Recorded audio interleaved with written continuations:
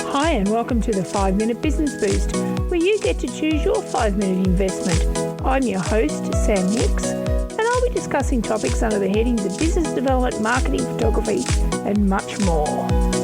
In this episode of the 5-Minute Business Boost, I'm sitting down with John from Mansfield Debt Recovery.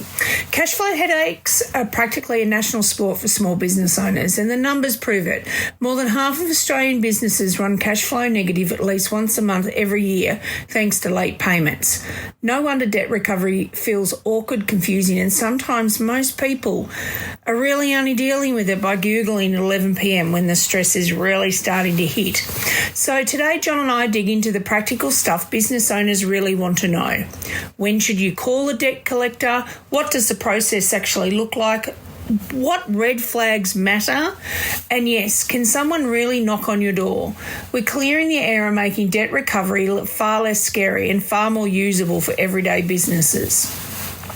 Mansfield Debt Recovery was established in May 2021, and John helps tradies and small businesses get back into the black. His approach is grounded in fairness, courtesy and respect, a refreshing change in an industry that often feels intimidating.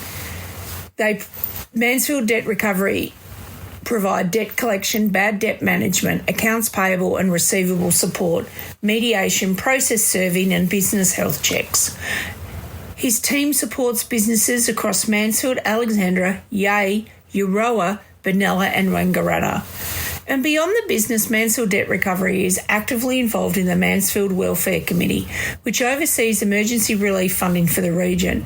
And they're part of the local Safe Talk community, reinforcing their commitment to both financial and community well-being. Welcome, John. Now, when you filled out my little form coming on the potty, thank you for coming in today, you actually said that you have actually jumped into a crevasse. Have I said that correctly? Yes. I've actually done some dumb things in my life, and that's one of them.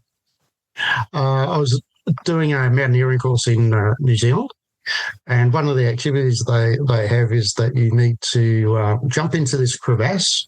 And, you're belayed by somebody and you've got to try and work out and self-arrest yourself by getting out of the crevasse. Being a young bloke, not that I'm young anymore, thought, let's go first.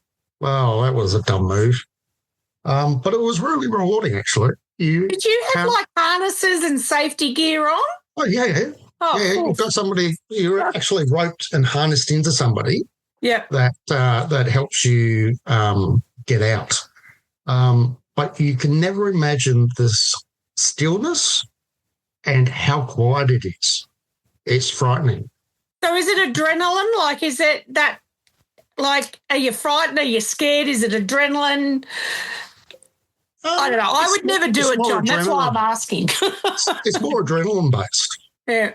And that's why I always, went skiing and bushwalking and whatnot, because it's discovering the undiscoverable and challenging yourself. And fortunately, I got that out of my life before I married my wife.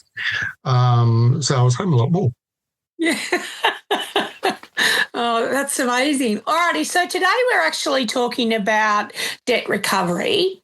So small businesses face this regularly. When does a small business owner, I suppose, recognise that they do need a debt collector, John? Yeah, I think today debt collecting is taken on a new journey, I think. Most businesses, they will know that things are in trouble when the other party starts ghosting them, won't return emails, won't return phone calls. And in some cases, the debtor itself may, we might be on terms at 60 days and talking, I'm going to pay. Oh, I just got to wait for this to come in. And then when it starts to get out to 90 days, or they start as I said, ghosting you, not returning your emails, phone calls, they've blocked your number, that's when you really need a third party to come in and actually give you some advice. And that advice may be, let's go through that process. And most people, when I ring them, are a little bit embarrassed.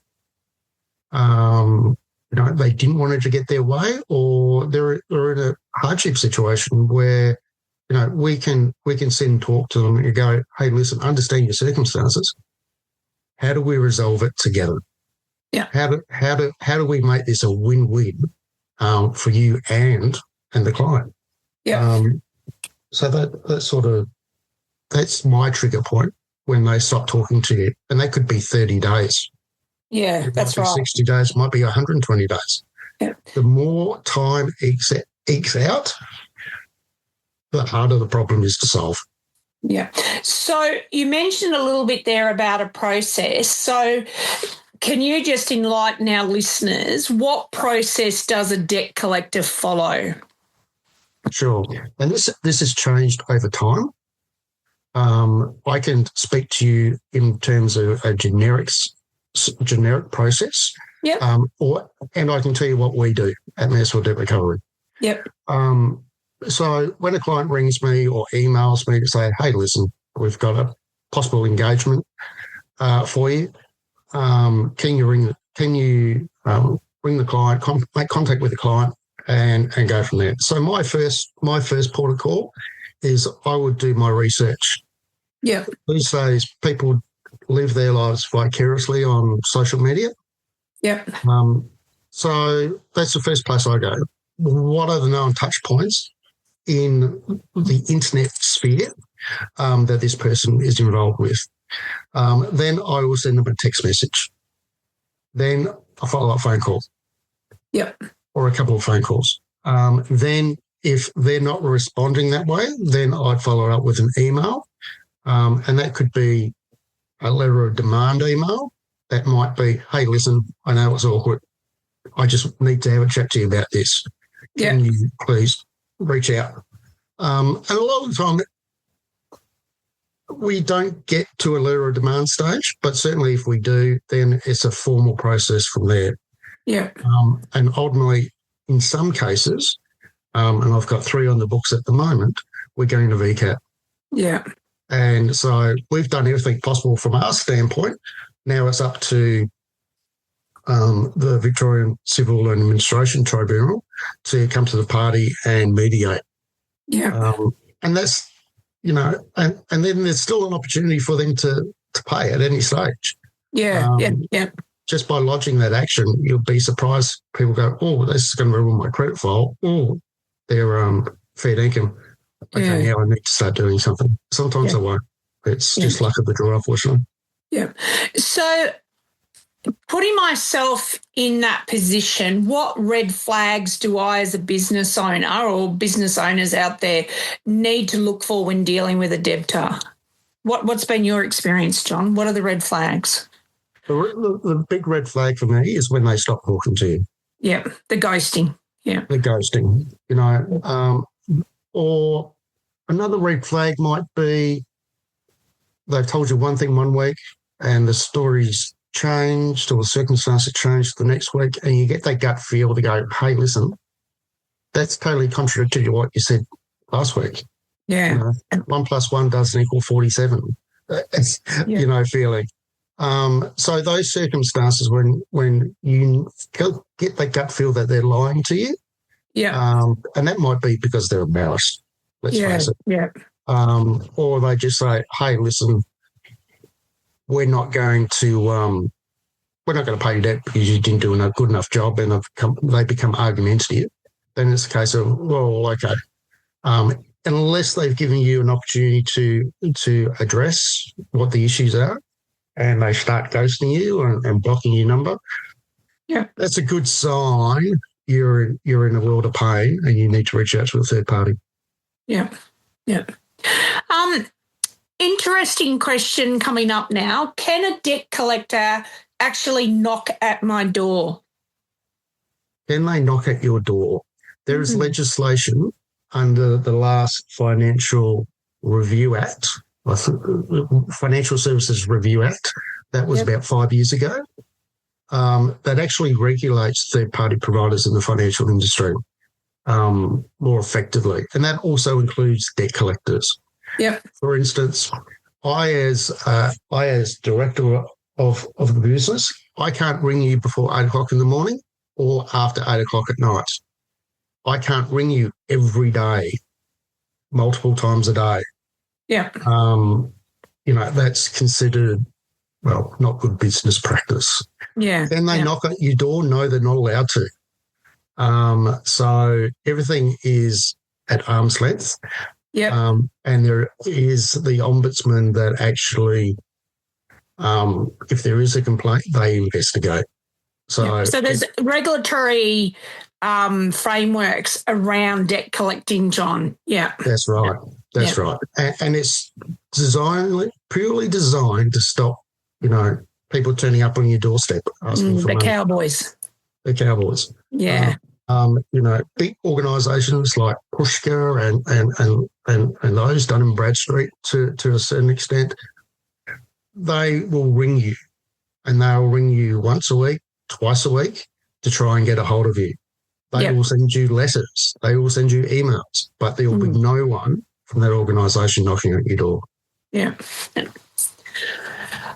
So there'll be a lot of businesses that'll be listening to this, John, that may or may not have engaged with a debt collector in their business journey. Can you sort of demystify or break down really what fees a debt collector may charge or do charge? Yeah, sure. I can tell you there's three pots, if you like. Some debt collecting companies will take over the debt and hold the debt on their books, and then pay you out. So that they will just keep whatever they get. Yep. There are other organisations which will charge you on commission at the end of the job.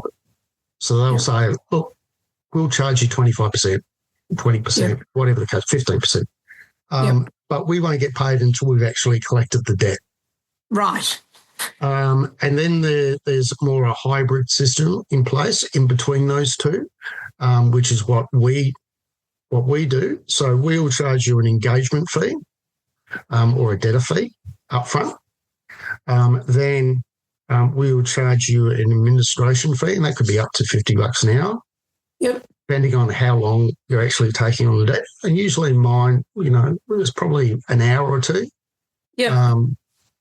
In some cases, up to 30 hours. Yeah. So they'll charge you an administration fee based on time. Yep. They may charge you $1 per kilometre if you need to travel. And then there's other things like letters of demand. They may charge you a fee for that. If you're forced to go to VCAT and mediate on their behalf, they will charge you a fee for that. Yeah. And at the end of the day, when the debt is collected, they will also charge you a commission based on that. Yep. So at Mansfield Debt Recovery, we've got a tiered scale. Yep. That tiered scale, anything up to $1,000 is 25%. Yep. 1,000 to 5,000 is 20%. Yeah. $5,000 and above is 15%. Yep. So the scale actually decreases the higher the debt. Yeah. Based on dollar value. Yeah.